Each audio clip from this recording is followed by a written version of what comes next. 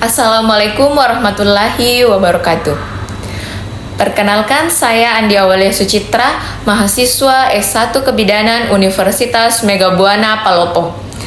Di sini saya akan menjelaskan mengenai pemeriksaan tambahan untuk fertilitas. Pemeriksaan tambahan untuk fertilitas terdiri dari pemeriksaan semen, lembaran kurva temperatur basal instruksi, pemeriksaan mukus serviks, tes Feren, dan uji pasca koitus.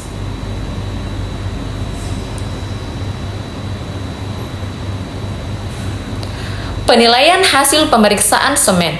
Analisis semen merupakan salah satu pemeriksaan awal yang dilakukan pada kasus infertilitas. Tujuan analisis semen adalah untuk mengetahui kondisi sperma. Hasilnya dapat menentukan apakah sperma tersebut fertil atau infertil. Semen terdiri dari dua komponen, yaitu spermatozoa dan cairan seminalis. Spermatozoa dan cairan seminalis inilah yang dianalisis dan dinilai melalui pemeriksaan semen.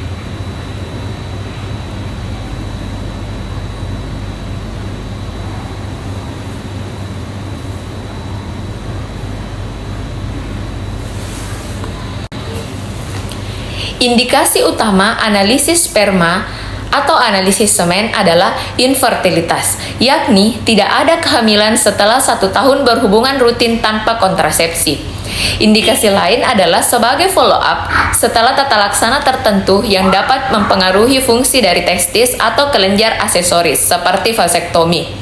Waktu ideal untuk analisis semen adalah setelah vasektomi 8-16 minggu setelah bedah. Kontraindikasi, analisis semen merupakan tindakan non-invasif atau tanpa pembedahan sehingga tidak memiliki kontraindikasi absolut atau minim kontraindikasi. Kontraindikasi relatif adalah pasien yang belum menjalani persiapan berupa berpantang seksual sesuai dengan yang telah diinstruksikan. Karena dapat menimbulkan bias hasil, kelompok pasien tersebut disarankan untuk menunda pemeriksaan terlebih dahulu. Teknik standar analisis semen adalah pengambilan sampel semen melalui masturbasi setelah pasien menjalani 2-7 hari pantang seksual.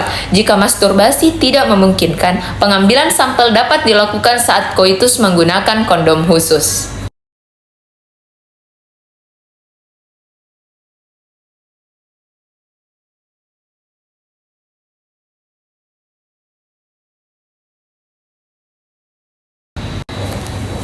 Komplikasi, analisis semen merupakan tindakan non-invasif atau tanpa pembedahan sehingga tidak memiliki komplikasi. Edukasi pasien perlu memberikan edukasi kepada pasien untuk tidak memberikan pendapat sendiri terhadap analisis semen yang telah dilakukan. Hasil laboratorium saja tidak dapat menjadi satu-satunya penentu diagnosis. Analisis dan pemeriksaan tetap diperlukan untuk diagnosis. Selain itu, pemeriksaan penunjang juga bisa dilakukan untuk menegakkan diagnosis. Pedoman klinis yang harus diperhatikan terkait analisis semen adalah indikasi, tindakan, parameter yang harus dianalisis, dan edukasi pasien terkait hasil yang didapatkan. Kurva temperatur basal bermanfaat sebagai konsepsi maupun kontrasepsi. Berguna bagi pasangan yang menginginkan kehamilan, bermanfaat juga bagi yang ingin menghindari kehamilan. Efektivitas metode ini berhasil jika dilakukan dengan benar.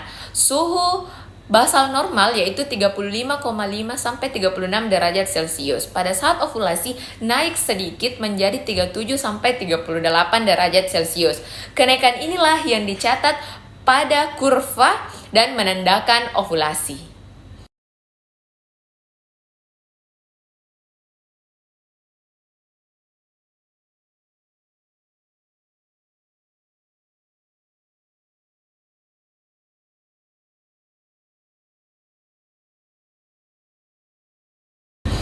Pemeriksaan mukus serviks. Pemeriksaan mukus serviks dilakukan dengan cara mengenali masa subur dari siklus menstruasi dan mengamati lendir serviks.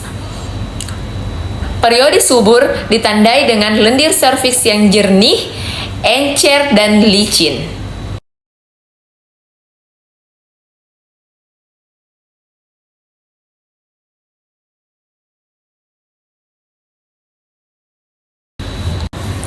Cara kerja, pengamatan lendir serviks dapat dilakukan dengan merasakan perubahan rasa pada pulva sepanjang hari dan melihat langsung lendir pada waktu-waktu tertentu.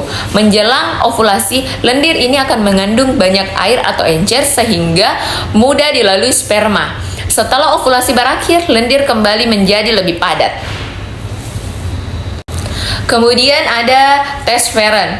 Tes Feron adalah pemeriksaan pada lendir serviks untuk melihat pola berbentuk Y atau Feron atau biasa disebut pola daun pakis. Pembentukan pola Feron ini pada lendir serviks akan tampak jika kadar estrogen mencukupi. Estrogen meningkatkan ekskresi NaCl oleh kelenjar serviks sehingga membentuk pola Feron, sedangkan progesteron menghambat ekskresi NaCl sehingga menghambat membentuk pola Feron. Uji pasca koitus. Pemeriksaan uji pasca senggama dimaksudkan untuk mengetahui kemampuan tembus spermatozoa ke dalam lendir serviks. Pasangan dianjurkan melakukan hubungan seks di rumah dan setelah 2 jam datang ke rumah sakit untuk melakukan pemeriksaan. Lendir serviks diambil dan selanjutnya dilakukan pemeriksaan untuk mengetahui jumlah spermatozoa.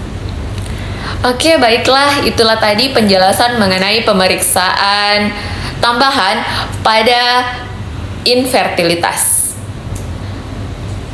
Untuk itu saya pamit undur diri. Terima kasih. Assalamualaikum warahmatullahi wabarakatuh.